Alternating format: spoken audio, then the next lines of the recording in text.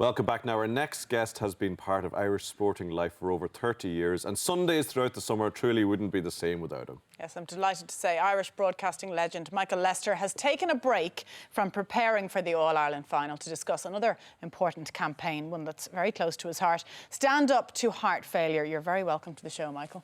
And I also, by the way, before I say anything else, want to pay tribute to Charo, the chef there, because he managed to prepare all those things, despite the fact that Tommy Martin actually ate half the ingredients before he even started. So, the raw materials. Correct. He's well used to it. I was out the back and I'm looking in and I'm saying, this fella'll have nothing to cook if your man doesn't stop. One sports broadcaster to another, you're stitching me up here. That wasn't part of the deal at all. Leaving you out to dry, you are. Michael, can we talk about, first of all, the business stuff here? Yeah. And the reason that you are very invested in this campaign, because you had your own frightening experience. Sure, Tell us yeah. about that, first of all. Yeah. Well, I had two events, and I suppose the one that most people know about 2 years ago, I had a cardiac arrest. And that is an extremely dramatic event, because basically you should die if that happens to you. But before that, in 2012, 5 years ago, I had heart failure. And that's what this current campaign is about, because to be honest with you, if you have a cardiac arrest or a heart attack, there's nothing too much that anybody can do about it. Maybe a heart attack, yes, but a cardiac arrest, you just really are gone unless you get, as I did, extremely lucky. Heart failure is a different issue, because this is a disease of the heart, and it is more than likely there for a while. And it begins to manifest itself as things get worse, and that's exactly what happened to me. In 2012, around this time of the year, was the lead up to the hurling final. Galway were also playing in that in 2012, and I started to feel unwell, and I thought, you know the way as you do, you think I'm after getting a bit of a cold or a virus, and I was going to the doctor because I wasn't getting any better. And over a period then from, say, the middle of August into the middle of October, I am feeling worse and worse. And when I say just, you know, you'd wake up in the morning and think, oh God, I'm Something's dying. up here. Yeah, something's up. And then other things were happening to me. I would wake up in the middle of the night gasping for breath, you know what I mean? I would kind of wake up literally like that. And if I lay on my side in the bed even, I was finding it difficult to breathe. So all of these kind of symptoms And were you ignoring them, Michael, or were you going to your GP? No, I was going to the GP. I wasn't ignoring them, but I didn't know what was wrong. Okay. Like a lot of people. Yeah. And you're busy at the time. And you're busy at the time. You're putting it to the back burner. I'd never heard of heart failure, you know, so I didn't really know what it was anyway, kind of, so I couldn't kind of self-diagnose. But I was going to the doctor, and he thought I had a virus, and I was on antibiotics, and I was this and that and the other thing, you know. But I suppose it's like everything else in life. When it happens to you, and then you look back, and then you can see yourself, the symptoms that were there, and you say to yourself, jeepers, I should have, but then how do you know these things? And that's what this campaign that's going on at the moment is about, is to raise awareness of the symptoms and so on of all of this, and to try and explain to people, if you feel any of these symptoms. And another classic one is swollen ankles.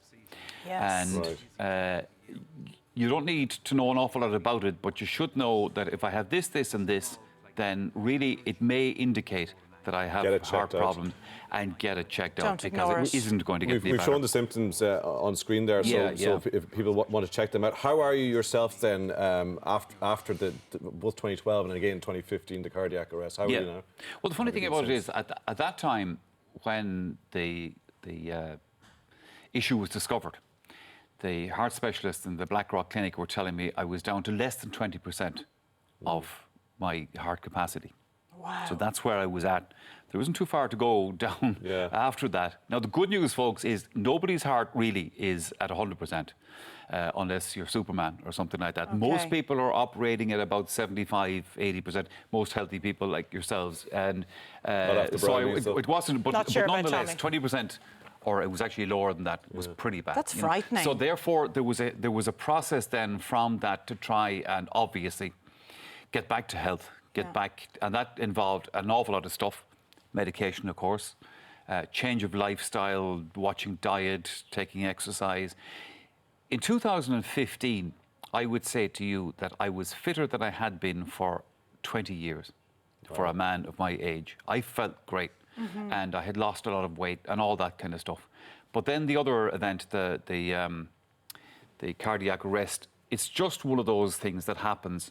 You can't say they're unrelated, because obviously if you have heart problems, of course, they have to be related, you know. But having said that, you might have heart issues all your life and never get a cardiac arrest. Or, as happens to people, you might be the fittest person. I know a good friend of mine who was an international athlete. He got a cardiac arrest. I mean, this guy was like a greyhound, you know, and it just happened. So, but look, but you were particularly lucky because you had left your phone in your pal's car after he dropped you to the house. When I got the cardiac arrest in June 2015, I'd been playing golf down in Galway, and I came back to the house in Dublin and realised I'd left my phone in Vincent Hogan's car, Irish Independent feature writer, sports feature writer. And I rang him from the house phone. But to be honest with you, if Vincent said, listen, I'm gone off down the road, it was 12 o'clock at night. I didn't need my phone. I just thought, if he's not gone too far, you know. So I got him on the phone, and he said, no, I'm just literally up the road. I'll come back. And I said, well, look, that's great. So had that not happened, I was a dead man.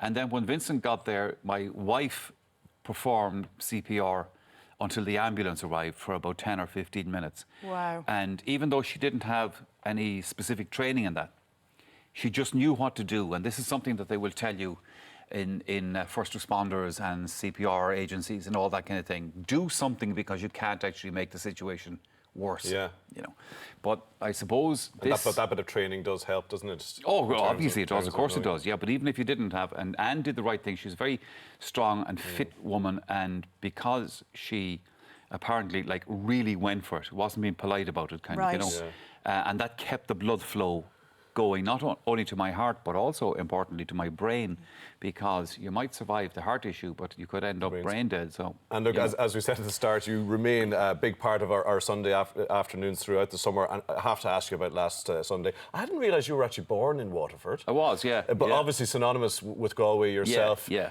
It's every All Ireland is special for the county involved. But Galway last Sunday seemed especially emotional, especially sort of resonant, didn't it? Well, I imagine for you it was I suppose as well. The thing about it is, whoever was going to win last Sunday, it was going to be special. Of course, if Waterford won for the first time since 1959. The only downside to last Sunday's final was, because I was born in Waterford and my mother's people are from Waterford, I was getting the ticket requests from two ends of the country. No, I can imagine. Normally it's from Galway, kind of. Now it was coming at me from both sides, kind of, you know. But because the two counties were waiting a long time to do this, and because Galway over the last couple of years, a bit like Mayo in the football, had been so close, having lost All-Ireland finals like that 2012 final and so on, you know, you're thinking to yourself, is this ever going to happen? So there was that kind of just release for the county that won. And of course for Waterford it was devastating, you know. But I think on the balance of things last week, Galway deserved to win in the sense that they were the best team in the country. Yeah. Whereas Waterford had got to the final, which was brilliant, but they had staggered a bit along the way, kind of, you know, so... So the better team won. We are being wrapped up here, Michael, but you and I are not supposed to give our opinions. We're supposed to let the experts talk. But next Sunday, Dublin or Mayo? Give us your answer. Oh, sure, look, genuinely, there is no answer to that. I mean, after what happened in the final between the two of them last year, who could write the script for that? And who could write the script for the replay and all that happened in that? So really, I don't know. I think Mayo will give it a shot. I don't think Dublin are out of sight of the rest of the country, as some people seem to think they are, but they're still the best team in the country. Another big date coming up, apart from Sunday week, is Stand Up to Heart Failure, 29th of September, and that's part of this campaign, so hopefully people will watch out for that. Michael, spoken like a true impartial broadcaster there. You managed to... Spoken like a fellow who has had no brownies yet. Get the brownies over here. Get the brownies over. You've earned them. Thank you, Michael. Thanks for telling us all about that.